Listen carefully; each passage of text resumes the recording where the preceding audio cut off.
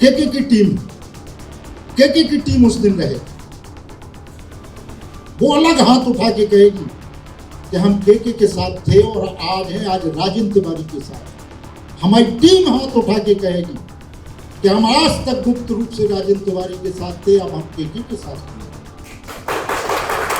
और हमें दोनों लोगों को मिल गया। जिसमें पूर्ण कार्य होकर के एक समय विद्यार्थी परिषद में काम किया डॉक्टर वीरेंद्र कुमार, उस सरल और सज्जन व्यक्ति के साथ बदतमीजी के साथ बेचारे धक्का मुक्की के साथ गिर गए। कार्यकर्ताओं ने संभाला, अधिकारियों के साथ इतना बड़ा बोला, फिर कहा कि सिंधिया के दलाल, माधवराव ज्योतिरादित्य सिंधिया के लोगों को सिंधिया के दलाल कहना। उसके बाद कौन सी मजबूरी थी कि दो केंद्रीय मंत्रियों के नाम की बेइज्जती करके उनको बदतमीजी के साथ बोल करके उसके बाद भी यहाँ किसके कहने से ये टिकट हुआ और किस आधार पर हुआ, ये कैसे हुआ, सर्वे में नहीं तो फिर कैसे हुआ, खुलासा होना चाहिए। एक बड़े राज्य के नेतृत्व के पास रात को 10:40 बजे फोन आता है, दूसरे के पास सुबह 8:10 फोन आता है। वो 14 तारीख को सर्वे की धज्जियां उड़ा के सामने वाले का नाम राजेंद्र तिवारी के बाद दूसरे नंबर पर रख दिया गया। झगड़े, दादागिरी, गुंडागर्दी, बम कांड केस 18-18, 20-20, 22-22 फर्जी केस, पिता भाई बहन सबको परेशान किया गया। जो खुद चुनाव हारे हुए लोग बैठे हो उनकी सिफारिश है, जिनके कहने से अब कोई सुनने वाला नहीं। किसकी सिफारिश है? खुलासा हो, सफेद पत्र जारी करे भाजपा, तो फिर भी सबको पता है क्या हुआ। और इसलिए ना कोई सर्वे, ना कोई रायशुमारी, ये केवल पाखंड जब समझ में आया, ये ढोंग और आडंबर जब समझ में आया, तो उस पार्टी को कल तिलांजलि देने का काम किया है, उसका तर्पण करने का काम किया है, जिसमें सन 1977 से उस विचारधारा को जीने के लिए खुद को समर्पित कर दिया था। 77 से राष्ट्रीय स्वयंसेवक संघ का स्वयंसेवक वो आज भी हो।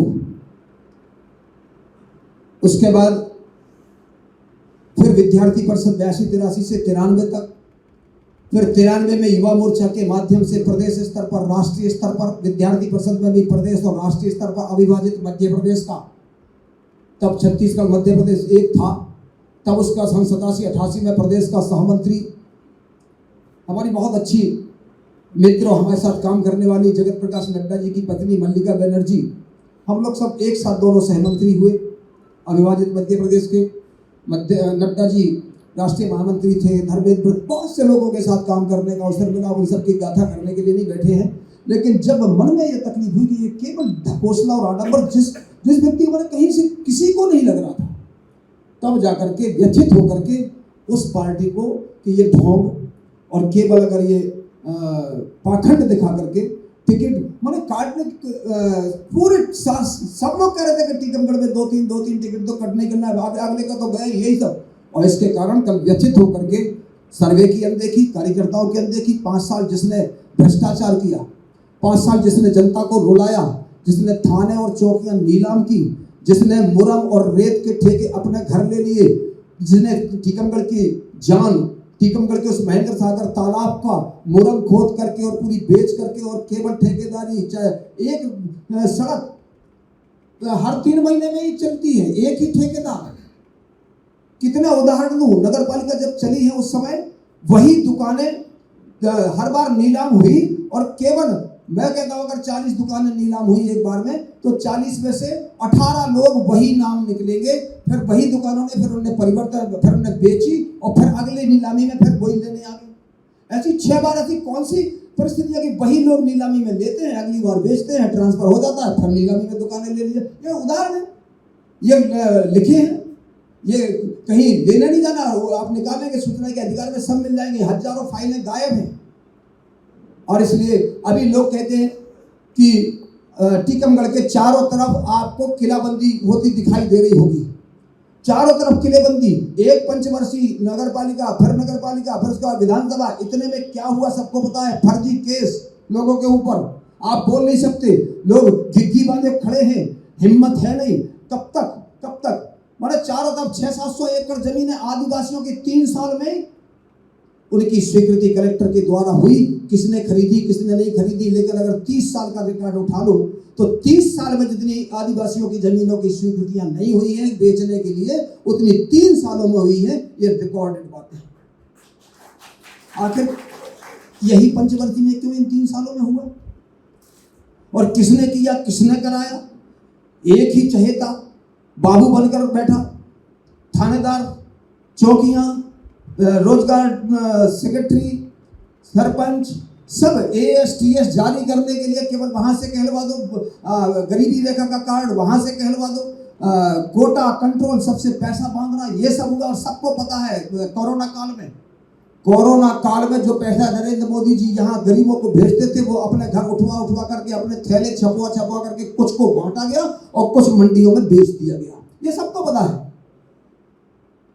केंद्रीय मंत्री, 7 बार का सांसद, उसके साथ वहां जाकर के अधिकारियों के सामने एक अगला व्यक्ति इतना बड़बोला हो गया कि वो जाकर के और ये कहे कि ये सांसद जी इतनी बदतमीजी से बात करेंगे, धक्का मुक्की कर दे उनके साथ।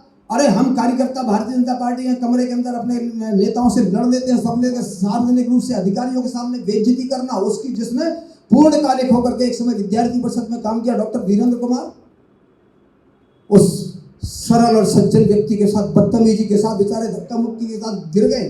कार्यकर्ताओं ने संभाला, अधिकारियों के साथ इतना बड़ा बोला। फिर कहा कि सिंधिया के दलाल, उन माधवराव ज्योतिरादित्य सिंधिया के लोगों को सिंधिया के दलाल कहना। उसके बाद कौन सी मजबूरी थी कि इन 2 केंद्रीय मंत्रियों के नाम की बेइज्जती करके उनको बदतमीजी के साथ बोल करके, उसके बाद भी यहाँ किसके कहने से ये टिकट हुआ और किस आधार पर हुआ, ये कैसे हुआ, सर्वे में नहीं तो फिर कैसे हुआ, खुलासा होना चाहिए। सबको पता है। किसकी सिफारिश? उनकी सिफारिश है जो खुद फ्यूजबल में है। झालर में जगमगाहट नहीं है। जो खुद चुनाव हारे हुए लोग बैठे हो, उनकी सिफारिश है, जिनके कहने से अब कोई सुनने वाला नहीं है। किसकी सिफारिश है? खुलासा हो, सफेद पत्र जारी करे भाजपा, और इसलिए वो करे या नहीं करे, हमारा स्टैंड क्लियर है कि टीकमगढ़ को तो किसी को कुर्बानी देनी पड़ेगी। 43 वर्ष काम किया है, रो रो करके काम किया है। झगड़े, दादागिरी, गुंडागर्दी, बम कांड केस, 18-18, 20-20, 22-22 फर्जी केस, पिता भाई बहन सबको परेशान किया गया।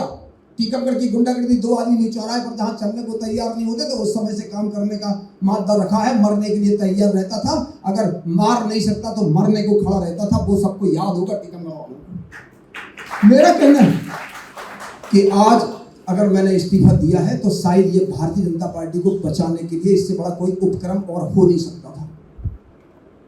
हम लोग नीचे से काम कर रहे थे। एक तरफ हम लोग नीचे से काम कर रहे थे, हम फसल उगा रहे थे, ऊपर से लोग उस फसल को काट रहे, हमारे काम को भुना रहे, हमारी मेहनत को, जो जनमानस को सजोना चाहिए, हमें सजोना चाहिए अपनी मेहनत को, वो दूसरे लोग सजो कर उसका लाभ ले रहे। हम लोग देख रहे, हम लोगों के भारतीय जनता पार्टी के कार्यकर्ताओं के ऊपर मुकदमा बन रहे। एक फेसबुक पे एक भारतीय जनता पार्टी का कार्यकर्ता अगर के श्रीवास्तव जिंदाबाद लिख दे, राजेंद्र तिवारी जिंदाबाद लिख दे, तो पुलिस का सिपाही उसको पकड़ने चला गया। अराजकता अत्यधिक आ गई, हर चीज को लांग गए, मर्यादाएं टूट गई। बच्चे बच्चे की जबान पे केवल एक शब्द था, परिवर्तन, परिवर्तन, परिवर्तन। क्यों? मैंने नहीं कहा किसी प्रिंट मीडिया और इलेक्ट्रॉनिक मीडिया से कि परिवर्तन करना चाहिए। के श्रीवास्तव ने कल के पहले कभी नहीं कहा होगा कि जे मचा। एक एक बच्चा एक एक जनमानस केवल एक आवाज लगा रहे थे कि परिवर्तन। क्यों? मैं निरंतर 35 दिन से दौड़ रहा इस पूरे मूवमेंट में, मुझे जानकारी थी 24 लोगों को टिकट नहीं देने का प्रावधान फिक्स था जुलाई की 22 तारीख से। अपने यहां का नंबर 7वां था, फिक्स था।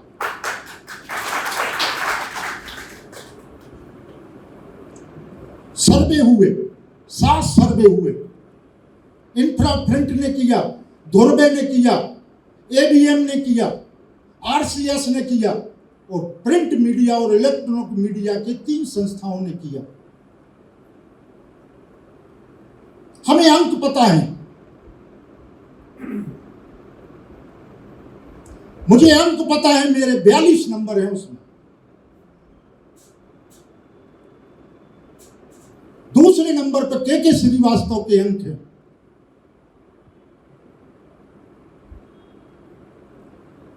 तीसरे नंबर पर अमित नूना के अंक है।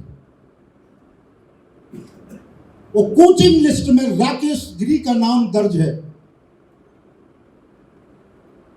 किन पे कोचिंग की जा रही है, इनको बाहर करना है।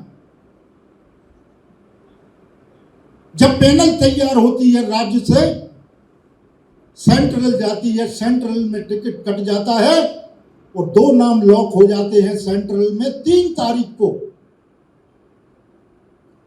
राजेंद्र तिवारी और के श्रीवास्तव,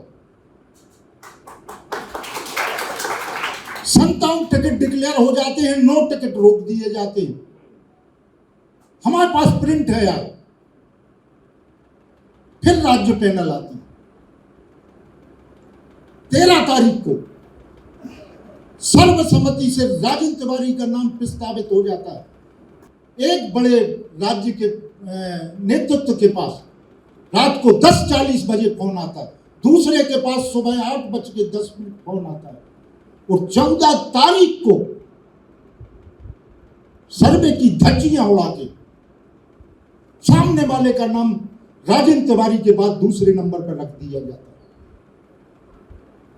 और 17 तारीख को जो कोर कमेटी में हुआ, सिंगल नाम जारी रहा। हमारे पास मैसेज है। 21 तारीख के 12 बजे, 10 बजे से 12 बजे तक जो बैठक हुई,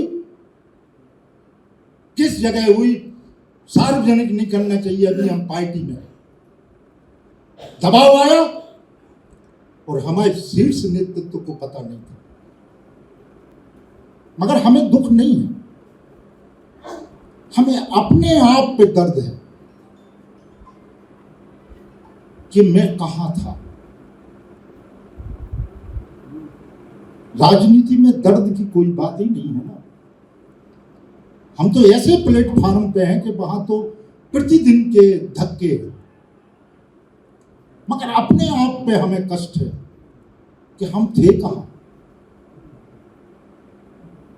बातें लंबी, विस्तृत आपका समय हम खर्च कर रहे हैं। हम के श्रीवास्तव जी के साथ हैं।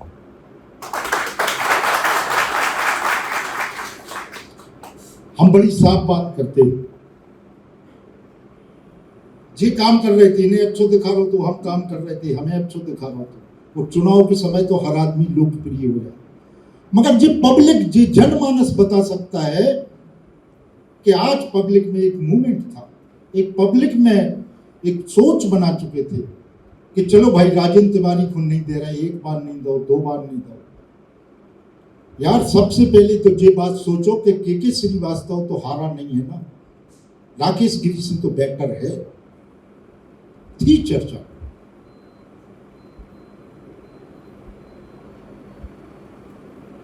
जिसने लंबे समय काम किया हो, निरंतर उनके साथ किसी के द्वारा इस तरीके के काम किए जा रहे हैं, उन्हें विवश होते कर दुखी मन से त्याग पत्र दिया। मुझे वास्तव में तकलीफ हुई कि जो व्यक्ति नीचे काम करता है, ऐसा व्यक्ति अपना भारी मन से अपने घर को छोड़ रहा है। हमें जाना चाहिए, हमें बात करना चाहिए। हम गए, हमने कहा कि आपने गलत त्याग पत्र दिए, आप गलत हो तो पार्टी आपको निकाले ना। के श्रीवास्तव जी ने त्याग पत्र दिया। हम लोगों ने तय किया पूरे 5 साल हम अपने कार्यकर्ताओं की रक्षा नहीं कर पाए। हम इस जनमानस के इन मतदाता भाइयों के टीकमगढ़ में निवासरत अपने मतदाताओं की मदद नहीं कर पाए। हमें ललक है, हमें काम करने की इच्छा है।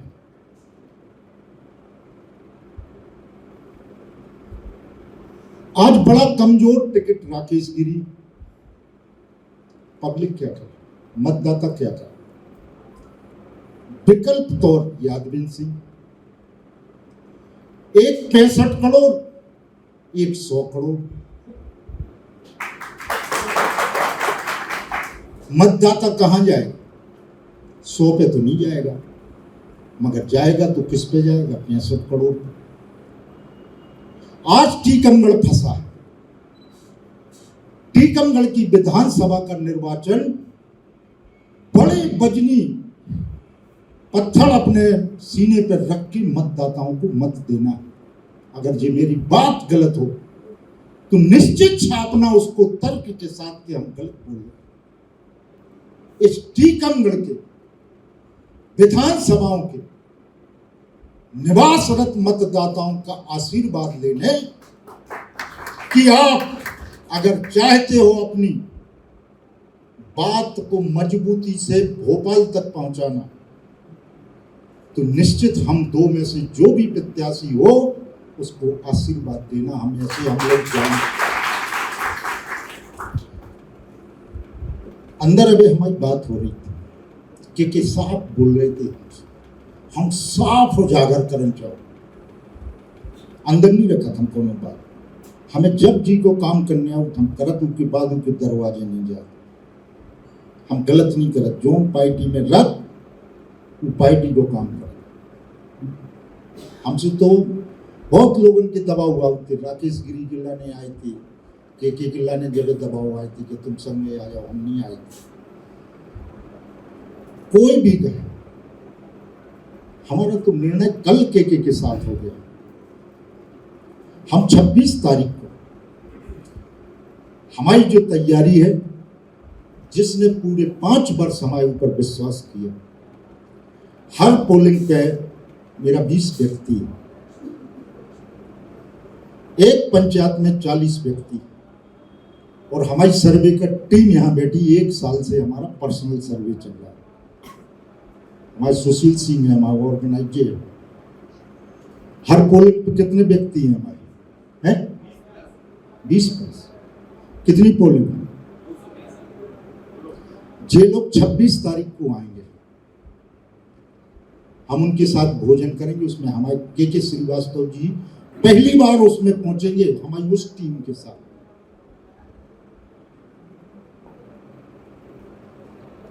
एक साथ हम लोगों को, जो हमारी टीम है ना, उस टीम के हाथ उठाए जाएंगे। मेरी टीम में कोई भी व्यक्ति ना तो भारतीय जनता पार्टी का सदस्य, ना कांग्रेस का सदस्य। क्यों? ऑलरेडी है हमारे पास। इसलिए हमें उनके साथ 26 तारीख को मानसिकता परिवर्तन करना है। हमें अपनी विचारधारा बदलना है। उसको हमें एक साथ, हम दोनों के साथ उनको करना है। के की टीम, केके की टीम उस दिन रहेगी, वो अलग हाथ उठा के कहेगी कि हम केके के साथ थे और आज है, आज राजेंद्र तिवारी के साथ। हमारी टीम हाथ उठा के कहेगी कि हम आज तक गुप्त रूप से राजेंद्र तिवारी के साथ थे, अब हम केके के साथ भी हैं। और हमें दोनों लोगों को मिलकर इस विधानसभा क्षेत्र में काम करना है, हमें मतदाताओं के पास पहुंचना है। 26 तारीख को हम अपनी मानसिकता बदलेंगे। अगर हम चुनाव के मैदान में होंगे तो मुझे बर्खास्त करे ना पार्टी। हम केके के साथ होंगे, समर्थक बनेंगे केके के फार्म के, हमारे फार्म के प्रस्तावक केके होंगे और केके के फार्म के प्रस्तावक हम होंगे। तो मुझे पार्टी बर्खास्त करेगा कि मैं क्यों, कितना गंदा व्यक्ति हूं कि मुझे पार्टी ने निकाला है। मैं पार्टी नहीं छोड़ रहा हूं आज, और केके जो पार्टी छोड़ रहे हैं, हम अपने पूरे कार्यकर्ताओं के साथ कहते हैं कि केके पार्टी मत छोड़ो, आज आपको बर्खास्त करना चाहिए उन्हें। मैंने क्या ऐसा गलत काम किया जिसमें आप हमें बर्खास्त कर रहे हैं? बाकी सोच इनके ऊपर है। मेरी तरफ से केके आज भारतीय जनता पार्टी के हैं, कल भारतीय जनता पार्टी के, और अगले दिनों में भी भारतीय जनता पार्टी के रहेंगे। अगर हम गलत कर रहे हैं, हम टीकमगढ़ विधानसभा क्षेत्र की सेवा कर रहे हैं, मुकदमाओं से अपने कार्यकर्ताओं को बाहर ले रहे हैं, हम अगर गरीब आदमियों के ट्रैक्टर चलने को सड़क पे ला रहे हैं, हम मुरम रोक रहे हैं, हम भ्रष्टाचार रोक रहे हैं, हम आदिवासियों की जमीनों की बिक्रियों को रोक रहे हैं, तो करो ना मुझे बर्खास्त। मैं ये कहता हूं पार्टी से, मुझे करो बर्खास्त।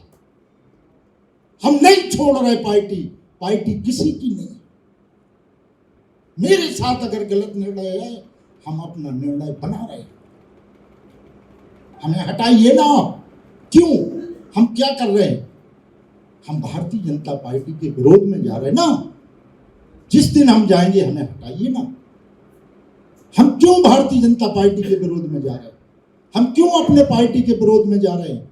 क्योंकि आपने गलत निर्णय किया, आपने इस विधानसभा पे गलत निर्णय थोपा है, इसलिए हम इस पार्टी से दूर जा रहे हैं। हमें आप बर्खास्त करिए ना। 26 तारीख को एक विशाल बैठक में केके श्रीवास्तव की उपस्थिति, हमारे मंच पे विराजित सभी लोगों की उपस्थिति, हमारे मित्र गणों की उपस्थिति, एक बार फिर आपको आमंत्रित करना है। हमें 26 तारीख को एक साथ भोजन करेंगे, एक साथ अपनी विचारधारा का परिवर्तन करेंगे, क्योंकि जो हमारे पास टीम है 7,900, जिसमें से केवल हम सेक्टर इंचार्ज अन्य लोगों को बुला रहे, जिनकी संख्या 1950 लोग उस दिन आएंगे।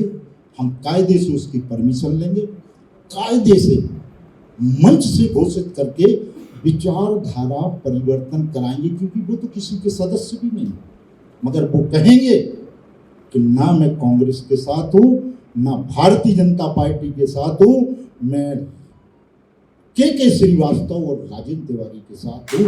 ऐसा 26 तारीख को हम लोग घोषणा करने वाले हैं। चुनाव केके श्रीवास्तव ने अपनी मानसिकता से, सोच से, अपनी विचारधारा से बताया कि हमें सेवा करने की दृष्टि से चुनाव में मैदान में आना है। अगर हम दोनों की बात हुई और अगर मेरे लड़ने की बात आई, तो मेरे पास एक दल है, हम उस दल से 26 तारीख को घोषणा करूंगा, तो हम चुनाव लड़ेंगे। और अगर केके चुनाव लड़ेंगे तो इनका प्रस्तावक मैं रहूंगा, और हम चुनाव लड़ेंगे तो मेरे प्रस्तावक को।